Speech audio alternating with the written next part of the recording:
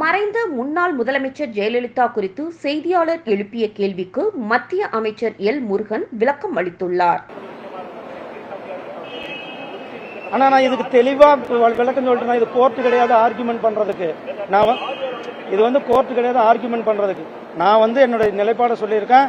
அம்மாவுடைய நிலைப்பாடு என்னன்றதை உங்களுக்கு சொல்லியிருக்கிறேன். அம்மா அவர்கள் ஆர்டிகல் 370 ஆதரித்து பேசியிருக்கிறார்கள். அம்மா அவர்கள் அயோத்தியில ராமர் கோயில் கட்டப்பட வேண்டும் என்று சொல்லியிருக்கிறார்கள். அம்மா அவர்கள் பல ஆலயங்களை புனரமைத்திருக்கிறார்கள் என்பது நாம் அனைவருக்கும் அறிந்தது. இதுல எந்த இதுவும் கிடையாது.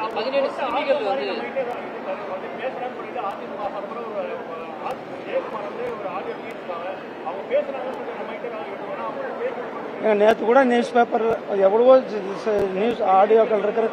இதுக்கெல்லாம் எதுக்குங்க ஆதாரம்? இதுக்கெல்லாம் எதுக்கு ஆதாரம்? அம்மா பேசுனது சட்டம் ராஜ்யசபால குறிப்பில் இருக்குது. போய் எடுத்து பாருங்க போங்க. நான் தான் சொன்னேன், இது கோர்ட்டு கிடையாது தம்பி ஆர்குமெண்ட் பண்றதுக்கு. அவங்க ராஜ்யசபால பேசியிருக்காங்க. ராஜ்யசபால ஆவணங்கள்ல இருக்கிறது, செய்தித்தாள்கள்ல வந்திருக்கிறது. இதை விட வேற என்ன ஆதாரம்? செய்திகளை உள்ளது உள்ளபடி தெரிந்து கொள்ள ரெஃப்ளெக்ட் நியூஸை சப்ஸ்கிரைப் பண்ணுங்க.